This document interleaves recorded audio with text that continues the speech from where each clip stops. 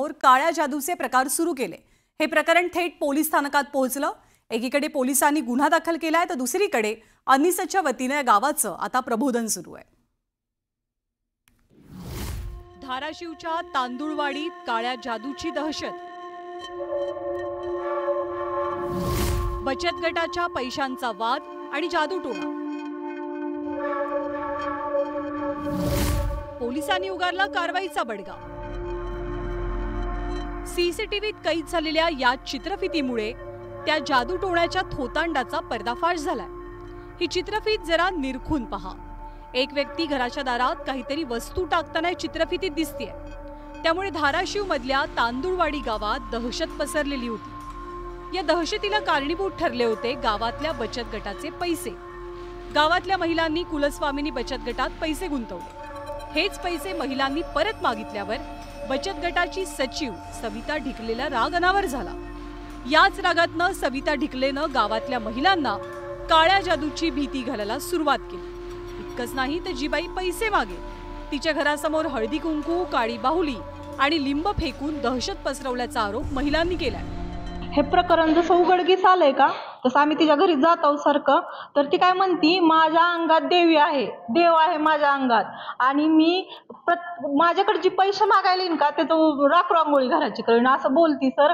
आणि रोज तिच्या काहीतरी शिकती ती, रोज तिच्याकडे 2 माणसं येतात आणि रात्रभर पण निम्या रात्रीला 12 वाजेपर्यंत पण ती त्या माणसाला घेऊन काय ना काय करायला असते। कुठं दिवेस लावती, कुठं पायरीच्या खाली खांदती, पुरापुरी करती। गल्लीतली लोक तर म्हणले चक्क आम्हाला त्या गल्लीत राहायचं सुद्धा अवघड झालंय। बरं, सविता ढिकलेच्या कारनाम्यांविरोधात आक्रमक होत या बायका जेव्हा पोलिसात गेल्या तेव्हा पोलिसांनी सुरुवातीला उडवाउडवीची उत्तरं दिल्याचा आरोप या महिलांचा आहे। ह्या संदर्भात आम्ही पोलीस स्टेशनला अर्ज घेतला, दिलाय। त्यांनी काय अर्ज पण घेतला नाही आणि पुन्हा आम्ही म्हणलं काय करायचं ह्या गोष्टीवर, तर ती म्हणले तुम्हाला लिंब सापडलेत ही, तर तुम्ही त्याची लोणचं करून खा किंवा सरबत करून प्या। ती काहीच कसलीच दखल देत नाहीत, कसलीच आम्हाला तिथं उभारून सुद्धा देण्यात ह्या बाबतीत। सविता आणि तिचा नवरा सचिननं बचत गटाच्या बायकांना बँकेतनं कर्ज काढायला लावलं। दोघा नवरा बायकोनं महिला सदस्यांकडनं 3,90,000 रुपये उसने घेतले आणि हेच पैसे बायकांना परत दिले नाही। यातूनच गावात वादाची ठिणगी पडली। या प्रकरणी मधुमंजिरी काळे यांच्या फिर्यादीवरनं कळंब पोलिसांनी अखेर गुन्ह्याची नोंद केली। ढिकले दाम्पत्याविरोधात जादूटोणा, फसवणूक आणि धमकी प्रकरणी गुन्हा दाखल झालाय। मधुमंजिरी संदीप काळे या त्यांना पैसे मागण्यासाठी गेल्या असता त्यांनी सदर महिलेने मला भानामती जादूटोणा येतो, मी तुझ्या वंशाचा दिवा मिटवून टाकीन, तुझ्यावर करणी बाधा करेन अशा प्रकारच्या धमक्या दिल्या। त्यांनी आज रोजी पोलीस स्टेशनला येऊन फिर्याद दिलेली आहे। त्याप्रमाणे आपण तक्रार दाखल करून घेत आहोत आणि पुढची प्रोसिजर करून घेत आहोत। तांदुळवाडीतल्या प्रकाराची अंधश्रद्धा निर्मूलन समितीने दखल घेतली। गेल्या 2 दिवसांपासून अन्नीसकडनं गावकऱ्यांचं प्रबोधन सुरू आहे। चौकशी केली असता असं निदर्शनास आलं की गावामध्ये एक बचत गट आहे। त्या बचत गटामार्फत बरेचसे आर्थिक व्यवहार त्यामध्ये झालेले आहेत आणि त्या व्यवहारामध्ये एका महिलेने त्या बचत गटाची सचिव म्हणून आहे, तर त्यांनी बऱ्याच महिलांकडून पैसे घेतलेले आहेत आणि ते परत देण्यासाठी टाळाटाळ करत आहे। मग ते पैसे त्यांनी मागू नये, आमच्यावर ते पैसे मागू नये म्हणून त्यांनी असे प्रकार करून ह्यांच्यावर दबाव आणण्याचा प्रयत्न या ठिकाणी केलेला असं जाणवलं।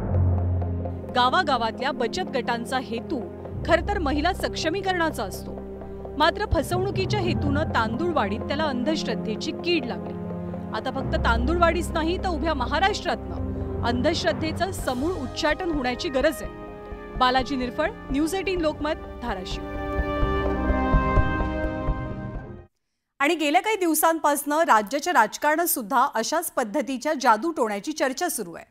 मुख्यमंत्री देवेंद्र फडणवीस अजूनही वर्षा शासकीय निवासस्थानी राहायला गेलेले नाहीयेत आणि यावरनं पुन्हा एकदा संजय राऊतांनी आज टोला लगावला, तर भाजपचे नेते आशिष शेलार यांनी राऊतांवरती पलटवार केलाय। आता मुख्यमंत्र्यांनी वर्षा बंगल्यावर जायला पाहिजे, कारण ते अधिकृत निवासस्थान आहे। कारण मुख्यमंत्री कोणी झाला तर तो आधी पहिली धाव मारतो, धाव घेतो ती वर्षा बंगल्यावर। आतापर्यंतचा इतिहास आहे किंवा परंपरा आहे, पण आमचे मुख्यमंत्री जात नाहीये, ते जरा ताक फुंकून पितात वर्षा बंगल्याबाबतचं, असं मला दिसतंय आणि ते आवश्यक आहे. त्यांच्या मेंदूमध्ये रेडा घुसलाय, ते रेड्याची भाषा करतात आणि म्हणून संजय राऊत यांच्या मेंदूचं परिरक्षण या नवीन इमारतीतील भाभा हॉस्पिटलमध्ये डॉक्टरांना शक्य असेल तर डॉक्टरांनी करावं. तो रेडा आहे का येडा रेडा आहे काय आहे याची एकदा स्पष्टता येऊ दे. अशा पद्धतीची बेजबाबदार विधानं करणं एका कुठल्याही पक्षाच्या नेत्याने हे योग्य नाही. जनतेमध्ये भ्रम पसरवणं हे त्यातूनही चूक आहे, एवढंच मी म्हणेन. अभिनेता राहुल सोलापूरकर यांनी छत्रपती शिवाजी महाराजांच्या आग्रा इथल्या सुटकेसंदर्भात आक्षेपार्ह विधान केलं आणि शिवप्रेमींमध्ये संतापाची लाट उसळली. शिवप्रेमींचा उद्रेक आणि राजकीय विश्वातनं उमटलेल्या प्रतिक्रियांनंतर राहुल सोलापूरकर यांनी दिलगिरी व्यक्त केली खरी, मात्र ही दिलगिरी शिवप्रेमींना मान्य नाहीये. राहुल सोलापूरकर यांच्या विरोधात देशद्रोहाचा गुन्हा दाखल करावा अशी मागणी अमोल मिटकरींनी राज्यपालांकडे केली आहे. तर पुण्यामध्ये ठाकरेंच्या शिवसेनेनं राहुल यांच्या घरासमोर जोरदार निदर्शनं केली. इतिहास रंजक कसा केला जातो यासाठी काय काय गोष्टी भरल्या जातात हे सांगण्याचा फक्त प्रयत्न करत होतो. पण हे बोलण्याच्या नादात लाच या शब्दामुळे जर शिवभक्त शिवप्रेमी नाराज झाले असतील तर मी मनपूर्वक दिलगिरी व्यक्त करतो. राहुल सोलापूरकर यांनी व्यक्त केलेली ही दिलगिरी शिवप्रेमींच्या पचनी पडली नाहीये. ही दिलगिरी नसून केवळ दिखावा असल्याचं सांगत राहुल यांनी नाक रगडून महाराजांची माफी मागितली पाहिजे अशी मागणी करत पुण्यात ठाकरेंच्या शिवसेनेने जोरदार आंदोलन केलं. कायमच हा नवा अनाजी पंत या पुण्यामध्ये जन्माला आलाय, त्याला ठेचून काढल्याशिवाय शिवसेना शांत बसणार नाहीये. राहुल सोलापूरकरनी नाक घासून माफी मागितली नाही तर त्यालाही त्याच पद्धतीने आम्ही उत्तर देणार आहोत. त्यांनी छत्रपती शिवाजी महाराजांच्या पुतळ्यावर येऊन नाक रगडून माफी मागितली पाहिजे. शिवसेना उभाटाच्या शिवसैनिकांनी निदर्शनं करत राहुल यांच्या घराकडे कूच केली. मात्र पोलिसांनी त्यांना अडवल्याने गनिमी काव्याने ते राहुल यांच्या घरावरती धडकले. पोलिसांनी त्यांना अडवण्याचा प्रयत्न केला असता त्यांनी तिथेच ठिय्या मांडला. या गृहमंत्र्यांना या बीजेपीच्या सरकारला विनंती आहे, तो जर आमच्या दैवताचा अपमान करतोय तर तुम्ही त्याला अटक करा, त्याच्यावरती कारवाई करा. अरे आम्हाला का अडवताय? भूमिका साकार करतो मला अक्कल नाही का? छत्रपतीबद्दल काय बोलायचं नाही. राहुल सोलापूरकरांनी लाच घेऊन हे भाषण केलं नाही कशावरून? ही जी मुलाखत दिली ही राहुल सोलापूरकरांनी 100% लाच घेऊन दिली. साधारण तासभर शिवसैनिकांनी राहुल यांच्या घराबाहेर जोरदार निदर्शनं केली. त्यानंतर मात्र पोलिसांनी हे आंदोलन मोडून काढलं. राहुल हे घरात नसल्याचं सांगत पोलिसांनी आंदोलकांना पांगवलं. पोलिसांचं म्हणणं आहे की राहुल सोलापूरकर आता घरामध्ये नाहीये, त्यामुळे राहुल सोलापूरकर कुठं काय असं ना त्याला शिवसेना पकडणार आणि त्या तोंडाला काळं पासणार. तो जे करतोय ना, जो गप्पा मारतोय ना, त्याला काळं पासल्याशिवाय त्याला कळणार. आंदोलन संपलं, हा दिसन तिथं मारणार, कारण छत्रपती शिवाजी महाराजांचा अपमान हा दरड आम्ही यांच्याकडनं होतोय आणि तो सहन केला तर जाणार नाही, कारण महाराष्ट्रामध्ये काय हातात बांगड्या भरलेल्या नाहीत. शिवप्रेमींप्रमाणेच खासदार उदयनराजे भोसले यांनी सुद्धा आक्रमकपणे आपला संताप व्यक्त केला. तर राहुल यांच्या विरोधात देशद्रोहाचा गुन्हा दाखल करा अशी मागणी अमोल मिटकरींनी केली. अशी अकलेचे तारे तोडण्याची हिंमत सोलापूरकर नावाच्या एका विकृताची झाली कशी?